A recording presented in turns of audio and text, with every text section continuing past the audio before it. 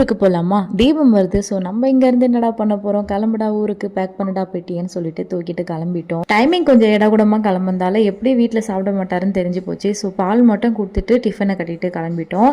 அவனுக்கு பிடிச்ச ஐட்டமாக இருந்தால் ஓரளவுக்கு சாப்பிட்ருவான்னு சொல்லிட்டு உட்கார வச்சுட்டு ஓடிட்டு இருந்தேன். அப்போ தான் இந்த ட்ரெயின் வீடியோ எடுத்தேன். அந்த சைடு போய் உட்காந்துட்டு அம்மா ட்ரெயின் வருது, ஃபோட்டோ எடு சொன்னார். என்ன வர அவர் ரொம்ப இதுவாக இருக்காருன்ற மாதிரி தான் ஃபீல் ஆச்சு. தனியாக போகிறதுக்கும் நம்ம கூட்டத்தோடு போகிறதுக்கும் இதுதாங்க டிஃப்ரெண்ட்டு. நான் தனியாலாம் போயிருந்தா கம்முன்னு போயிருந்திருப்பேன். கூட்டத்தோட போகவே ஒரே ஸ்நாக்ஸ் தான். ஹாஃப் அன் ஹவருக்கு ஒரு ஐட்டம்னு சொல்லிட்டு உள்ளே இறக்கிட்டே இருந்தேன்.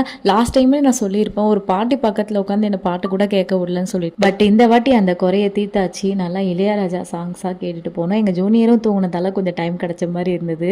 அவருக்கு ஏற்ற மாதிரி லைட்டாக கீழே ஒரு சீட்டு மாதிரி இருந்தது. அதில் உட்கார வச்சுட்டு கொஞ்ச நேரம் ஃப்ரீயாக இருந்தேன்.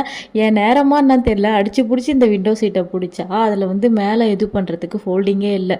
இருந்தாலும் விட மாட்டேன்னு சொல்லிட்டு பஸ்லேயே இருந்த ஒரு நெட் எடுத்து அதில் வச்சு முட்டு கொடுத்துட்டு அப்படியே போனோம். ஃபைனலி எங்கள் ஊர் வந்துருச்சு. அந்த மலையை பார்க்கும் போதே ஹப்பாடா அப்படின்ற ஒரு நிம்மதி இருந்தது. சரின்னு வீடு போய் சேரலான்னு பார்த்தா செம்ம மழை. அதுலேருந்து அப்படி இப்படின்னு வீடு போயிட்டேன்.